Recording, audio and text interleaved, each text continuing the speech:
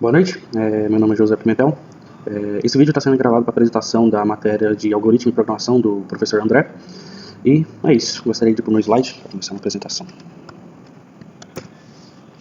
Bem, como eu disse, meu nome é José Pimentel.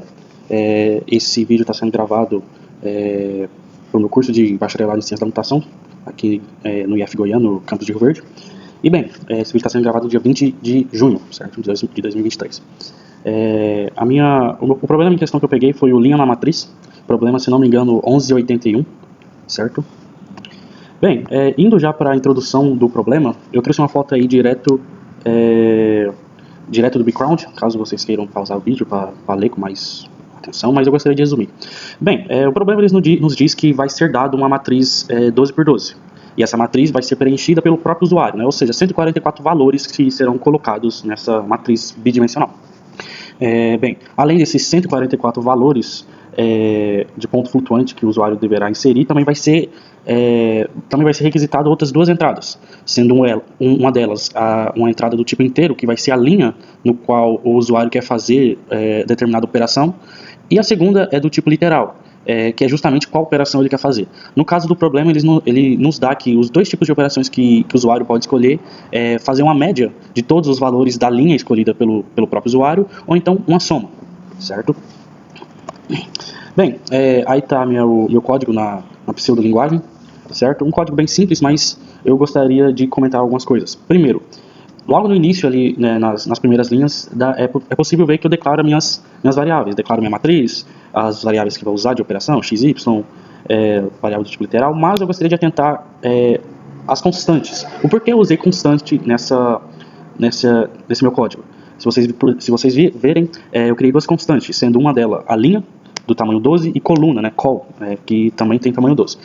Bem, eu preferi criar essas duas constantes, por quê? Primeiro, para mais fácil entendimento, o código, na minha opinião, fica mais bonito de ficar, por exemplo, eu criar laços de repetição e colocar um valor ali que depois outra pessoa pode ler e não entender por que aquele tal valor.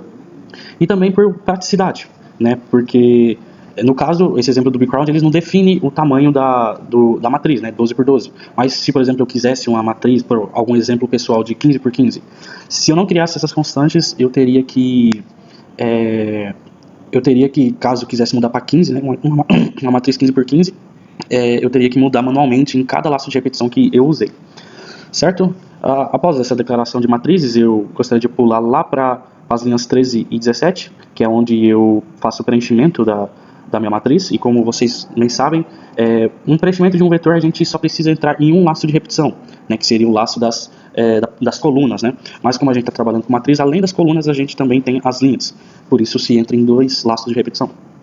Após isso, nas linhas 19 a 21, eu faço a minha operação. Bem, se vocês notarem, tanto a operação de média quanto de soma, a gente de todo jeito vai ter que somar os 12 valores da linha, certo?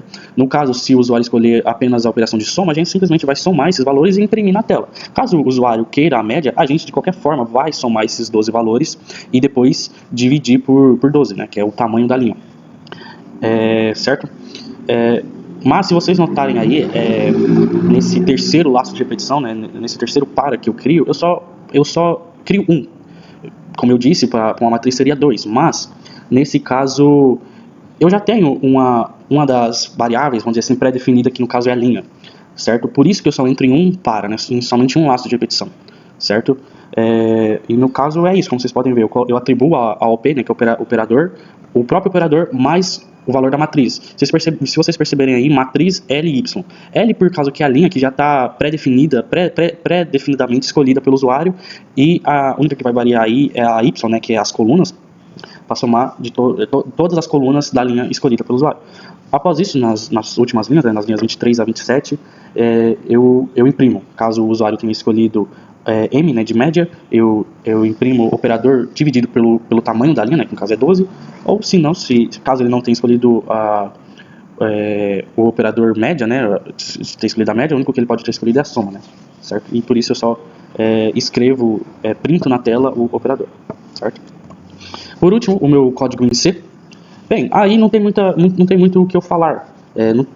Se vocês compreenderam bem o meu pseudocódigo, isso aí vamos dizer assim, que é um Ctrl-C, Ctrl-V com algumas mudanças da linguagem C, certo? Eu defino ali as minhas constantes nas linhas 2 e 3, as minhas variáveis nas linhas 7, 8 e 9, leio a entrada na linha 11, da linha 14 a 18 eu faço o preenchimento da matriz, da 20 a 22 eu faço o sistema lá de somar todos os valores da linha pré-escolhida pelo usuário, e após isso printo na tela, escrevo na tela de acordo com o que o usuário tenha escolhido. Bem, é isso. Gostaria de agradecer por terem visto a minha apresentação, certo? E é isso, uma boa noite. Muito obrigado.